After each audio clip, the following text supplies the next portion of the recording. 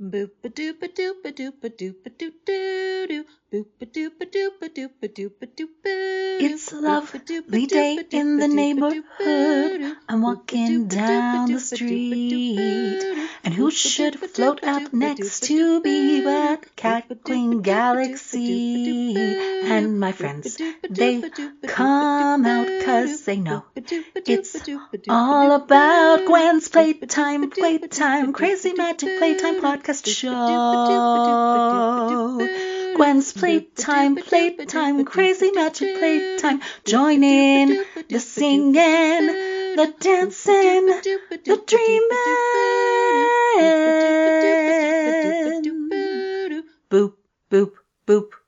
Here's a little reminder of our last 3 episodes in the Kingdom of Kerfuffle. Like amazing castle way up yonder, all right? And some big hufflefuffle is going on here. I don't know what it is. It's a capital K kerfuffle, I think. Knows is that you have touched the bread, and therefore you must die. It's like, we stopped the fire, sire, but it burned the scroll. There's nothing left. Only she's like, Papa, what, you wouldn't guess? Like, we had 5 chickens yesterday, and now we have 20, and I couldn't even collect all of the eggs. Like, this is, I feel like, choose your own adventure. Do you follow the door, or do you ignore it and follow the river down the road? Are we talking 5 or 6 hands across? We're talking like 3 to 5 feet across. Like, who are you going to get to move these stones? I mean, well, I don't know. But I know what I can do, because when I was little, I would go sing to him, and he'd always let me in if I said I wanted to sing a song to him. So it's Crazy Magick Playtime. Urgent and important is I need to get back to the throne room. So, deer talking would be cool, but they're about to be there. So, Glenda, if you wouldn't mind, we need to get back there so that I can meet dear daughter and her apparent boyfriend / beau / rendezvous / I don't know, but something when they show up. So why don't we get back over there, and then we'll address the rest of those things. Fantastic. So to which exact spot do you want to return, King? Well, I think the last time that anybody saw me, I was in the, if memory serves, throne room, I think, maybe. I don't know. King is a little bit spacey right now. I think he had one too many goblets of grog. So, but I believe, I think he was in the throne room. But if maybe bedroom? A room where he was by himself.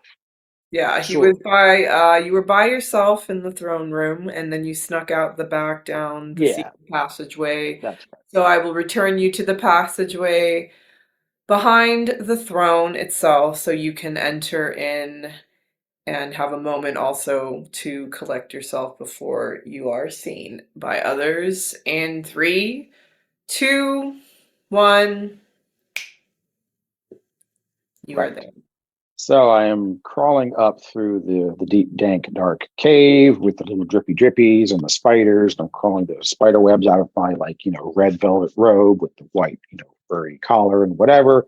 And creak open the door, whatever, behind the throne, close it up, latch the thing. The torch goes chunk, and I light the torch so nobody knows. And make sure there's no spider webs on the stuff. There's no, mouse droppings on my, purple velvet shoes or whatever, and grab a fresh scepter from my stand, put the dirty one back, set that out to laundry, whatever, like you do, and call in, my jester and my guy who plays the lute and whatever, my courtesans, or I don't know, whatever the heck a king has back in then, and and pretend like waking up, calling the royal cappuccino maker, whatever, and it's morning time, and reading the royal paper, and we're ready to go. All right. I see that the grog was a plenty last night. Everyone is. I think it was actually mead, but whatever. But sure, yeah. I think grog would have been for my cousin who's out at sea. But yeah. Mm-hmm. Well, I am now sort of invisible to all, but present in the corner, watching all transpire, overseeing this, and we now have Aaron and Dion coming in together, and there is something though happening because they can't quite get into the king's throne room just yet because you can't just enter in whenever you wish. And I heard about some type of song or there's some way by which you need to elicit your father's a willingness to open the doors, right, to you. Yeah. So yeah, you were standing there at the doors that are right now quite shut close to you to where your father is in the throne room. So you're talking to the guards, his men, and you're trying to get in. And I say the king, the king will want me to sing to them, and they're like, whatever, whoever you are. And so what I do is I just say, okay, I'm frustrated, but I'm like, okay, I'm just gonna sing, and hopefully maybe my dad will hear me. And so I just start out, and I just start out singing, bluebird singing on the window, bluebirds come and tell me, what have you seen on the valley?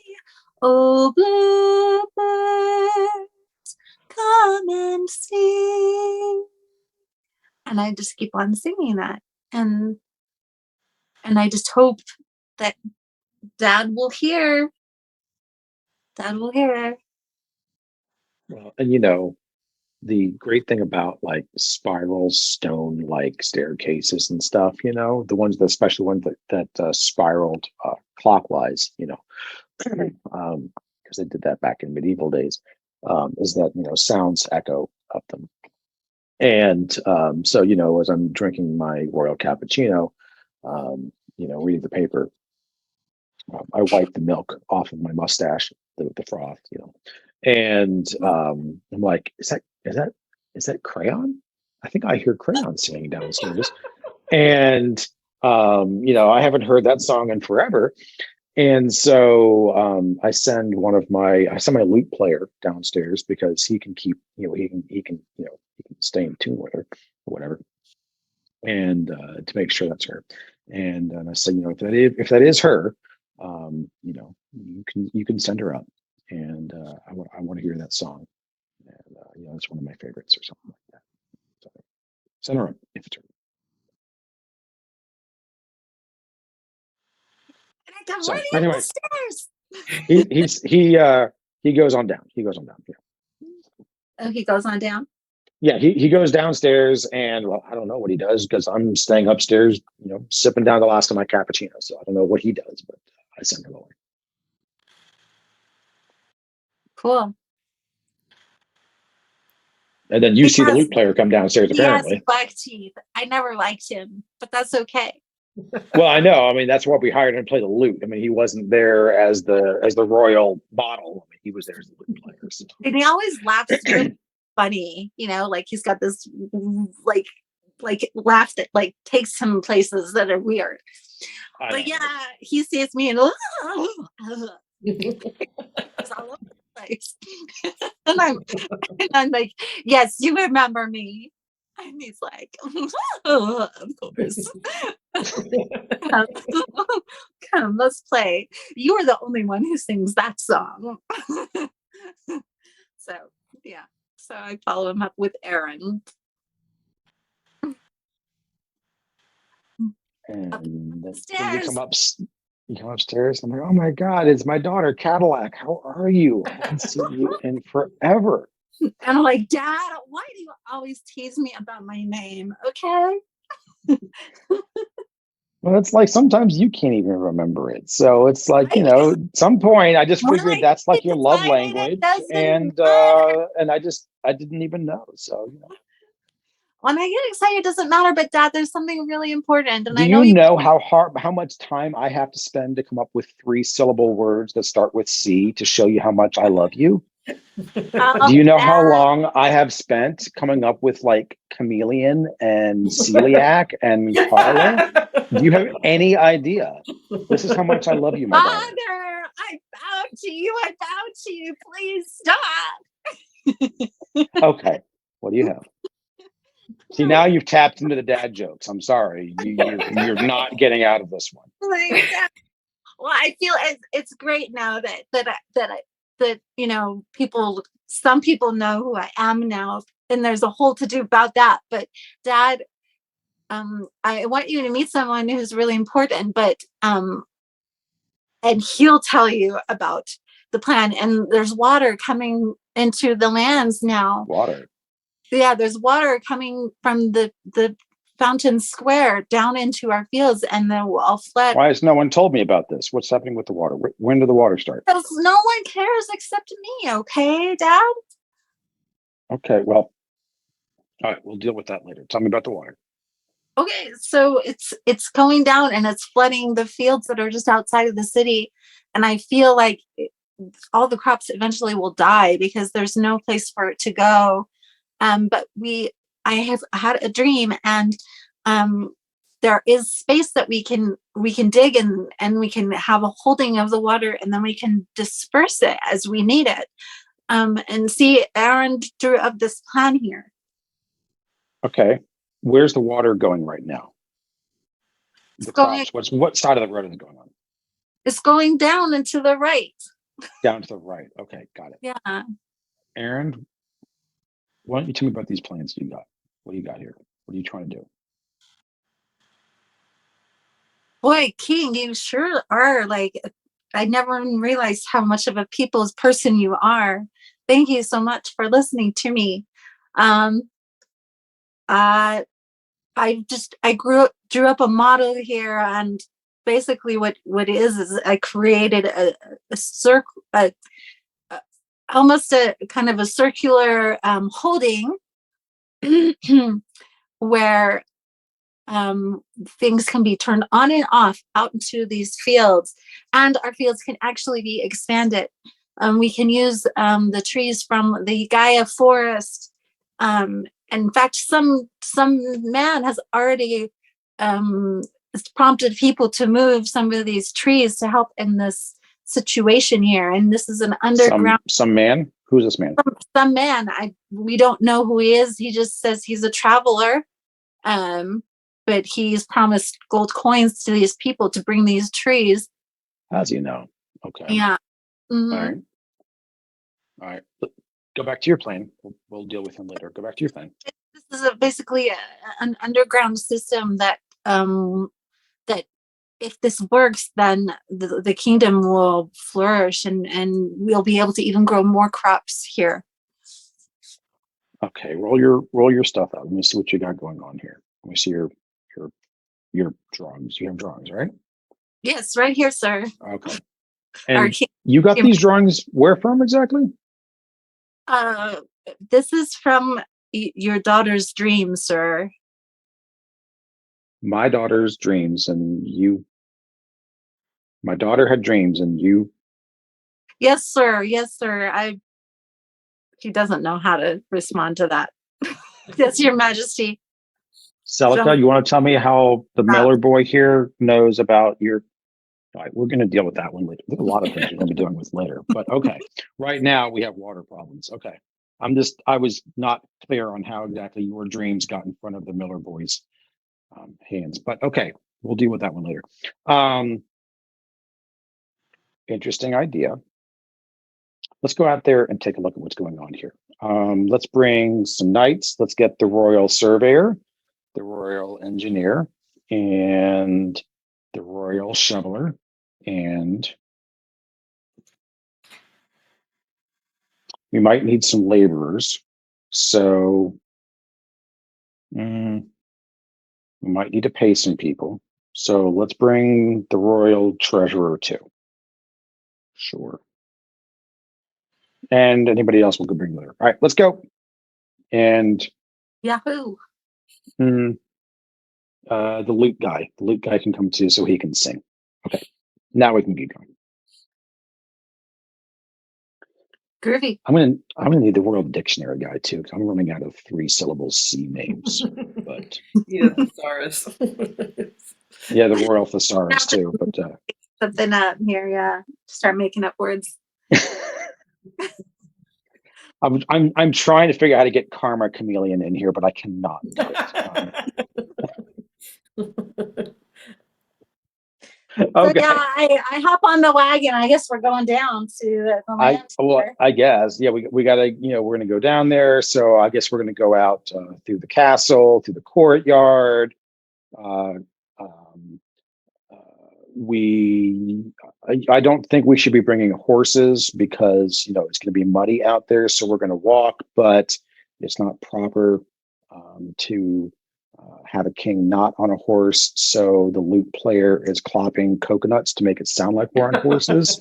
Okay.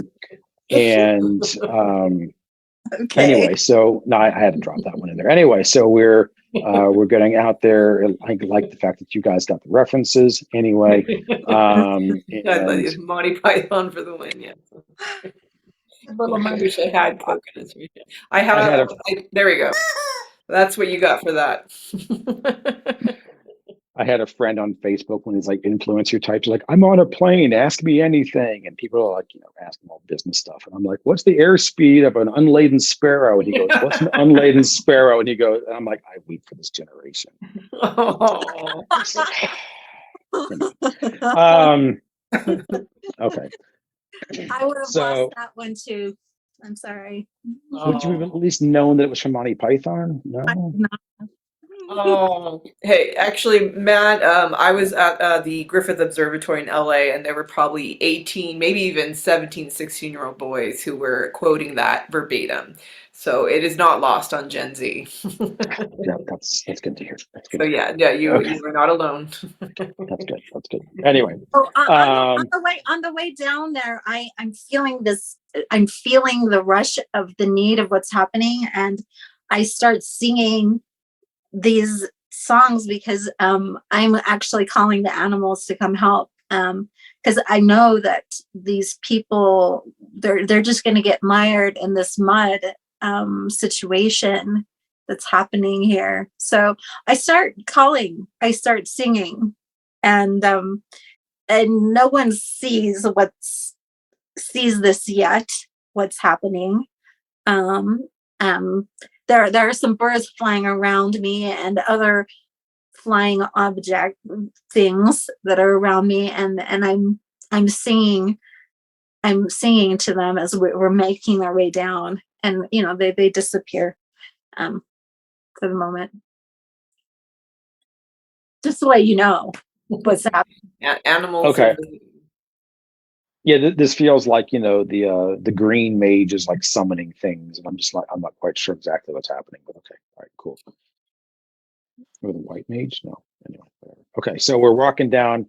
We're definitely looking at this fountain, which is overflowing, which is a new thing for all of us. But obviously, we want to get down to where the fields are flooding, and Aaron's plan is presumably going to be taking place if we approve this thing. We get out, excuse me, we get out there, and at this point, the water has really started to flood the area. It is gotten pretty expansive, turned mostly into a swamp, pretty much at this point. Even starting to kind of lap up over the stone, because it's kind of filled up. Any low area is pretty well filled up, and it's getting up to the level of the stone to this point where it's almost, getting to the point where it's, the road kind of got a little bit of a hump to it, So but it's going to not be long before it starts to, spill over to the other side. And but there are some trees here already because the villagers or the farmers have been bringing some trees over, so we have some of the trees here, maybe 5 or 6 of them, I guess, at this point, that they brought over. And of course, they're looking for their gold. And so I think I am going to have Aaron and my engineer look at the plans because I'm just a king guy. I'm primarily here for my good looks and my authoritative figure and my ability to do this. So I'm going to have them go over there and look it over and make sure that makes sense, or at least see if there's even anything there. I'm going to do a quick check. I don't think there's been a feasibility study done on this thing, so we're going to kind of do seat of our pants stuff going on here. But we're going to make sure that if it looks like a cool idea, whatever, maybe have the surveyor go with him to make sure that I don't know, the land seems to be okay with all of that, at least as far as they know. The villagers or the farmers, they're still trekking back and forth. What do we got? We got the lute player in the corner with his buck teeth, but he's still singing songs. We got Carla over here making goo goo eyes at Aaron while trying not to look like she's doing it, but Dad totally knows what's going on, no matter what the hell she says. Dad knows what's going on because Dad was Aaron with somebody else once upon a time. So she's just standing there looking at Dad and then making goo goo eyes when she thinks Dad's not looking well. Aaron's talking to stuff, thinking he's looking dreamy and stuff like that. And Dad's remembering what Glenda said about talking to the deer or something like that. And so the treasurer is just standing over there like, playing with his gold coins like a poker game guy, but he doesn't have anything to do yet. So I think Dad's going to kind of just wander a little bit and survey his kingdom and go act regal and look for some deer. I remember what Glenda said about talking to animals. Excuse me. And there seems to be a grove of trees kind of up on a little bit of a hill, so it's not wet and soggy yet. And so I'm going to go over there and see if I can spot any animals that I can whisper to or whatever. I don't know. Whatever we do in this world. Yes, you are sitting there, and that is the moment when, Glenda, I appear. I come floating down next to you in my little pink bubble that only you can see. And this is getting weirder and weirder. It started with you like showing up and now you're like in a pink bubble and only I see you and you've got unicorn ears. And so this is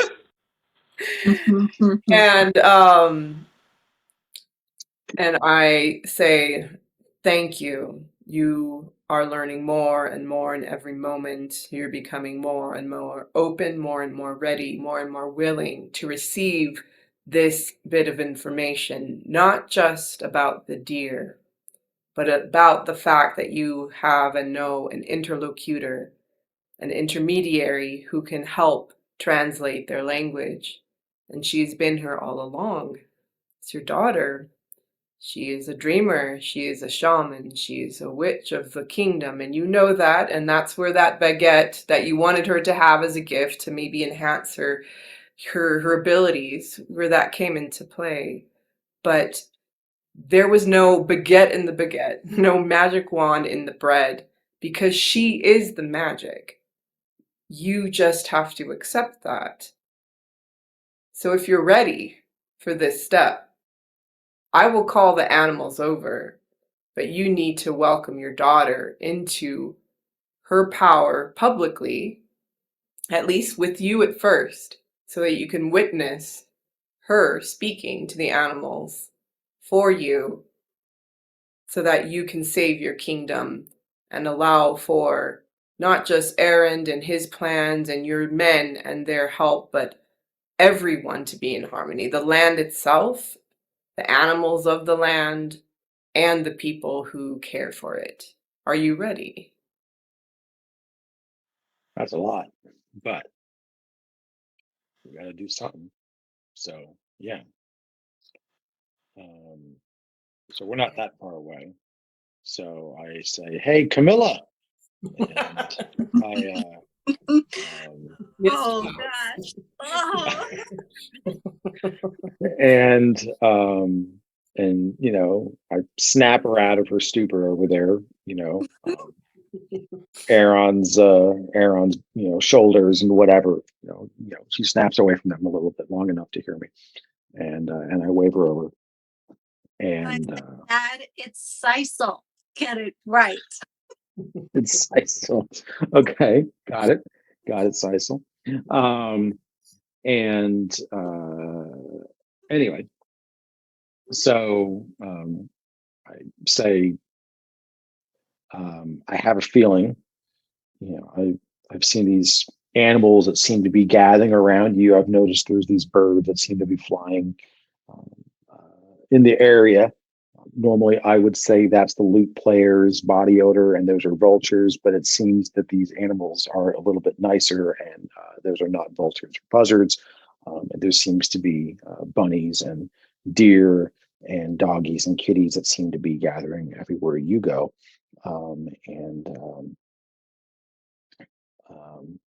It seems like there's something going on with you and these animals. Mm-hmm. And it seems to have only been growing in the last few days, especially today. So I don't totally understand it. Does this mean anything to you? Is this something that has been going on, or is there something significant to this, especially in light of this water and all of the other oddities that's been going on? And I feel like I've been cut. Like I'm crying and I'm like, no, Dad, it's not just these last few days. It's been my whole life. And I just never I've been afraid to share with you.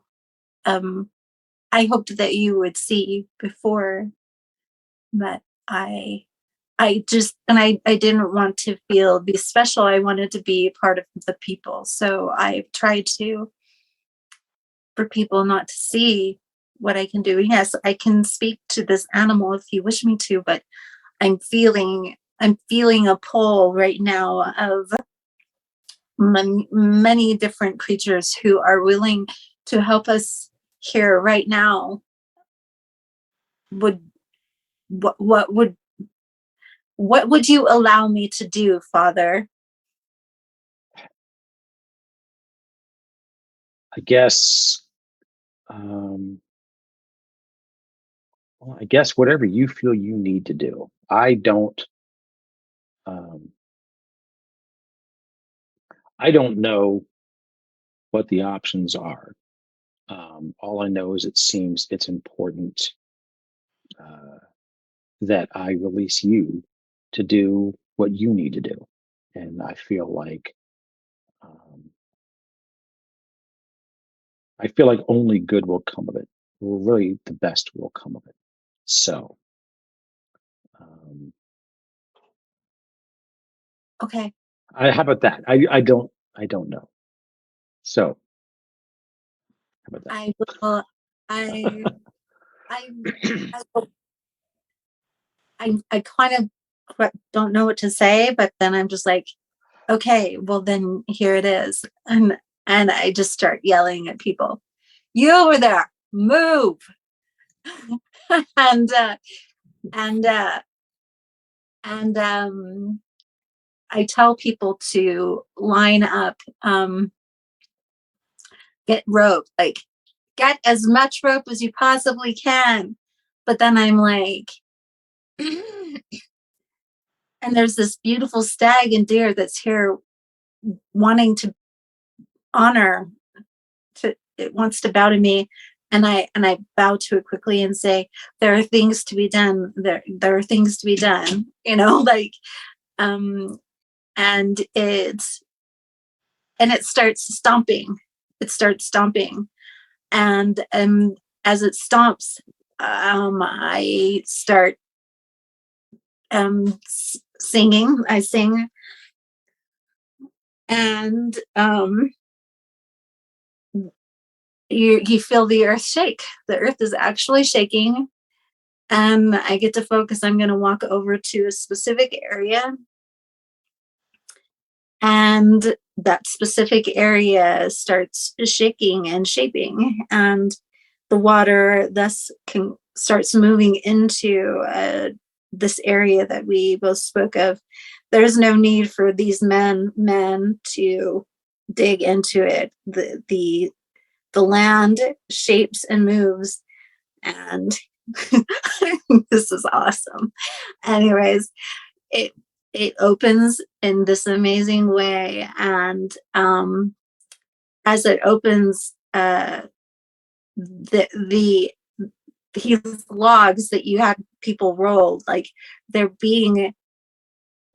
are creatures, and you don't even know, you can't even tell how they're moving these things, but they're somehow connected to the movement of these logs, even down to, and this is where you can, there's a vibration within the earth itself, almost as if the life within the earth, even to the worms, the movement of it shakes enough so that these things are moving. The wind, the fire, and all these elements somehow are working together. And this kind of chamber, the circular chamber, is opening up deep and wide, and it's like it's so clean that it's like you feel like, it feels like you're looking at like a clay pot. Like it's just so clean, and in and of itself, it opens up, and then these trees start to be inserted into these areas, and this water comes rushing into this area, and it's slowly feeling, just very, very slowly. And as everything settles, the land starts to slowly settle back down and slowly settle in. And the animals come out, and you can hear them calling, and it's like they're calling and they're calling and they're calling, and everything just kind of sinks down again as the water slowly, ever slowly starts filling this area, this container, this containment that's happening. And I turned to you and I said, we need to immediately create the valves and that get to happen, but I will leave that to you. And then I turn and I bow, dear, and I just collapse, and I'm gone. I'm done. Wow. Caroline, that was something else. Sweet Caroline. It's Sisal. I'm really trying to get some Sweet Caroline lyrics in here, and I can't do it. So You gonna sing like James Taylor? yeah, I was really trying to do it, but I can't do it. Anyway, so I yell for Aaron to get over here because I'm going to need some help carrying you back over to the group, and I have a feeling that both you and he would appreciate that. And everyone's both shocked and awed and a little bit shaken, not stirred at what the heck just happened there. But also glad because we don't have to do a whole lot of work. This is definitely one of those things the lute player is going to have some lyrics to sing about for a little while. And so he's pretty grateful for that because he was running out of material. And anyway, we get back to kind of the entrance to the city where everybody is gathered, kind of, they're picking their jaw up off the ground. And we sit you down kind of lean you up against a wall. One of the royal something or others gets you some water. The royal people fan you, and the royal, grape feeders feed you grapes and whatever. And anyway, so you're taken care of. And so all I say was, hey, the last thing she said was that we needed to build valves. And I said, Aaron and the engineer, does that make any sense to you? Does that mean anything to you? And Aaron says that, yes, that was on Appendix 3, Addendum 4, subsection 5. Back here on, whatever, that was an amendment that we made in the last little bit. Anyway, we find the plans for all of those things. And the engineer grounds some people up, and we start putting valves into the system, since apparently we're about to have an irrigation system. Awesome. And this is when Glenda appears to be seen by all. Yeah. No more in her magic balloon spaceship or whatever she flies around. Yeah, no more, not as much subtlety. She doesn't have to be as clandestine, because everyone just witnessed magic and they're like, well, what next? Why not? Yeah. just bring it on. Princess and a unicorn horn and soap bubbles flying around seems like no big deal now. Yeah, no big deal. So everyone, we've just witnessed something for the ages. Lute player, poets. Thanks, guys. Yes, lend me your ears. No, you have just witnessed and seen and beheld something extraordinary. You have songs to write, lyrics to create, and we now have a princess to honor within her truth, and with the talent and the gifts and the her own unicorn sort of essence that I have, because Kingdom, I am actually her mother. And dun, dun. And she camera shakes as she says it, and she has this unique gift and power that I have, that this sparkle of magic, though, that really is within all of us, but she is going to be the carrier of that magic, as it were, in this kingdom for you all. And the king has also had this opportunity to learn so much more about his own kingdom for his own books that he can write and the own tales that he can tell, as Princess will soon marry Aaron. Apparently. Aaron, the man who has now saved not just the crops of the kingdom, but allowed them now to proliferate. There will be so much bounty and abundance. And the through line, the gold frequency that flows through all of this, is this little bit of magic, but also just imagination, where you've allowed yourselves to maybe see things differently today. And the old ways are not fully gone, but they are now moving into a new present moment that will allow for a future kingdom that will grow beyond what you could have ever dreamed of. But do pay attention to your dreams, for in them more dreams for your kingdom will come. And then poof. And I'm like, and I yell out, "Mother, I love you." And then everyone obviously has their their mouths are even more gaping down to the ground, kind of like in a Jim Carrey moment, just and but also after a moment or two of hushed silence, everyone just erupts into kind of almost maniacal dance and joy, and they're just kind of hooting and hollering. And because after all of that, there's just so much surge of emotion. There's been such a huge kind of, adrenaline and dopamine hit and everything in between, and cortisol flying, and so everyone doesn't know how to handle all of this, so they're just erupting and applauding, and the lute player is playing unlike he's ever played before. He's immediately improvised lyrics to the what he just beheld in the field. Do his teeth get fixed? Do we know? Do his teeth get fixed? No. No.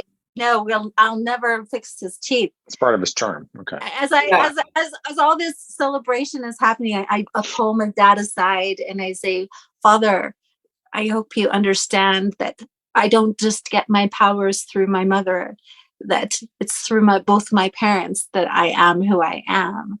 And I want you to know, and I want you to know that, and I thank you for who you are. And I want to give this as a gift to you, an expression. For in my world, everyone is cared for. Compassion reigns. And we all together create in majesty. Oh, they all lived happily ever after. I love you, Carrot Top. And Bucktooth, the lute player, has now his female Bucktooth partner. And they're jumping around.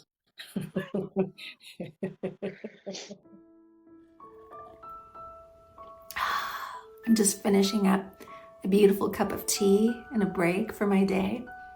This cup of tea is a mended tea from Sunstone Formulas.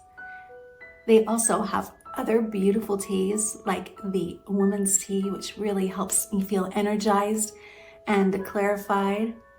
And also they have things such as colloidal silver at the best price you can find it, the highest quality, salves, and other beautiful formulas for you in your life. Please feel free to check them out at sunstoneformulas.com. Oh my goodness, what a beautiful time. That was fun. Yeah, so as we wrap up here, I would, as we sort of let our characters and those landscapes kind of return whence they came back into the land of imagination and psyche and the other realms. I just picture like the urchin like sneaking out like through the window, like, and that's like the coming back in season 3, I know. Like the camera like pans over, and you just see him like looking out with his like little toys, and you're like, everyone's like, "Where's the urchin?" He's like, and then it's time for my origin story. Everyone. He's all like chewing on some bread.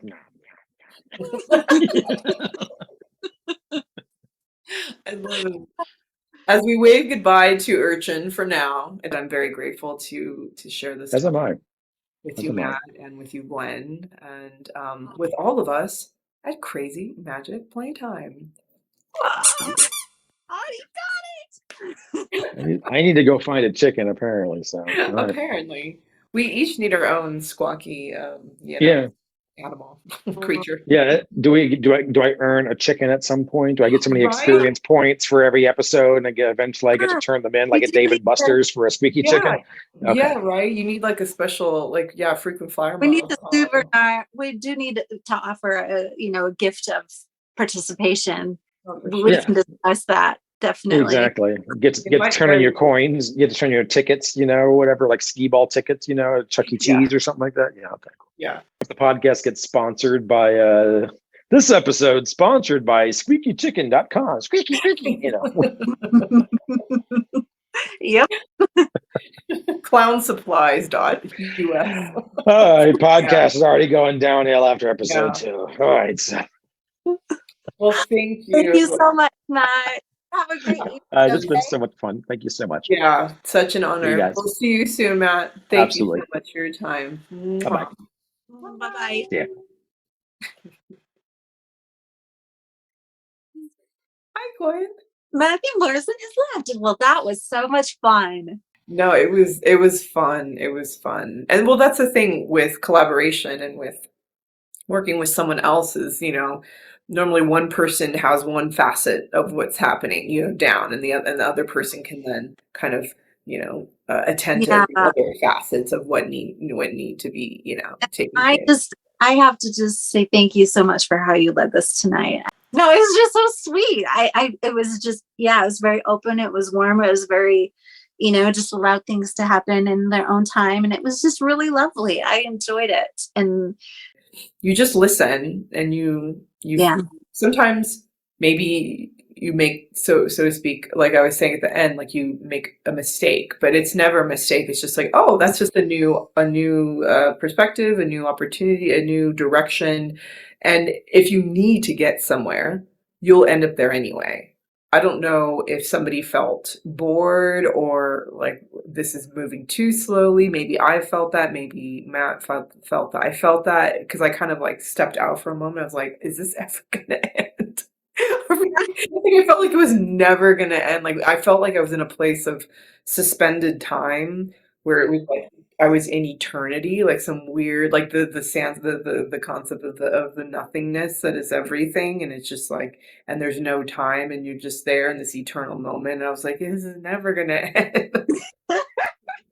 And then and then finally there was, I think it was like when you guys were planning the irrigation system when you were still in the field. I'm like, we haven't even gotten back to the castle. I don't know what the hell's going on right now. But it also, I was appreciating that Matt seemed present, you seemed present, I was present, I was just listening, and I was just, it's that when that thought comes up, like it's okay if I suddenly am like, what is going on? Oh, something this is too slow moving. It needs, like, is this ever going to end? And it's like with the inner child that comes up and starts, you're like, are we there yet? Are we yet? It was that yeah, kind of version of it. And it's like, oh, we're not there yet. And it's okay. It's going to be okay. Just let's take okay. a breath. And so I just had to sort of breathe, because who knows what that could have been like shame. Oh, you're not good enough. You shouldn't be leading this. Like, what's wrong? You don't know what the hell you're doing. That kind of a thing, but it was like, oh, I see you. It's okay. We're going to get there. It's going to be fine. Well, Even if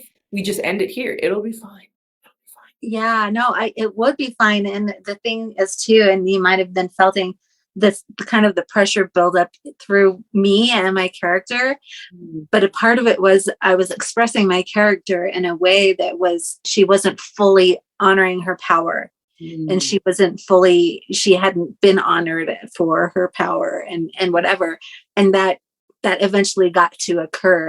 And I, as that character, was kind of interacting in a hesitating way and not able to fully give everything until that occurred, until that acknowledgement occurred. And I knew that I was safe in being the powerful person that I was, Yeah, actually, I have to say, I think I might have written this down as well. I felt it more than I needed to write it. When you told the king, or Matt as the king, that it wasn't just recently with these recent dreams. I've been like this my whole life. You've just not noticed, or you're not seeing me.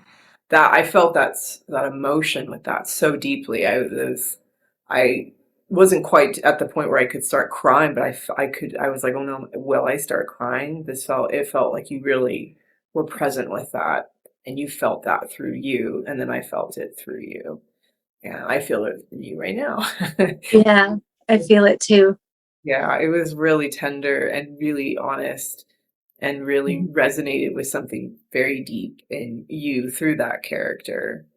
Uh, and through the world we built too, because that is almost like a parallel dimension. It really is ensouled and alive itself, and it's active. It's a portal. We can move back into that landscape, and it will show us so much more. It's partly our creation, but it's partly its own creation. So it reverberated, it healed in that landscape something in each of us. So it literally healed the character, it healed you, it healed other avatars and other selves and other people, related to this experience. So yeah, but it was like your sister too. Another, yeah, it's this type of work can be very. You can look at it as a Rorschach, of course, or a symbol or an analogy, but you can also look, like you said and I said, I think we're both trying to articulate to Matt. It also just is what it is. It is just water that's crystalline, that's flowing, and that's curious and taking you somewhere that has an odor, or it feels a certain way, or it also just is, like an eagle in dream is it's not just this thing in the dream that's a symbol of, strength and the masculine taking flight and taking care of business and that sort of thing. It's also simply an eagle, and you're flying with the eagle. So we're learning the language of the soul right now, Yeah. and how it expresses in so many ways. So to that end, that was a deeply insouled moment. And I think there were quite a few like Yeah.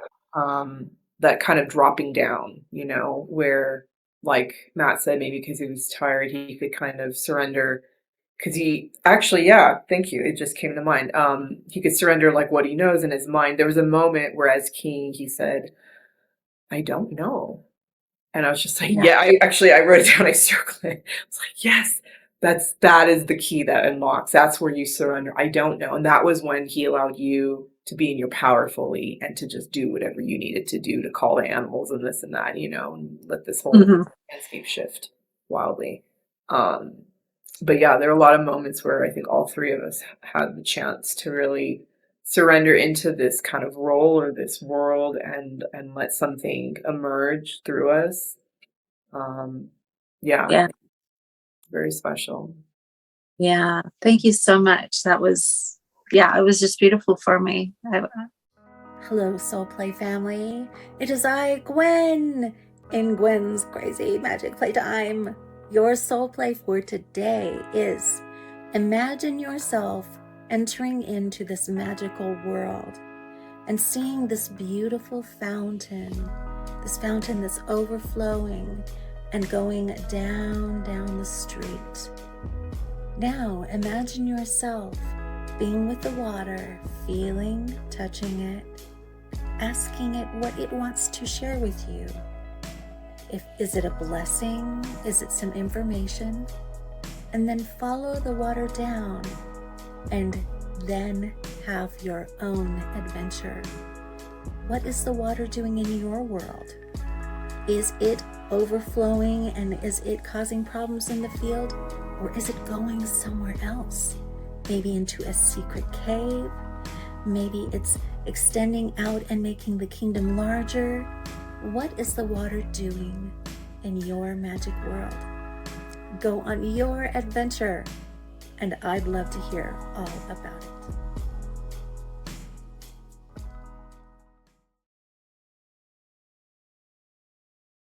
It's Crazy Magic Playtime.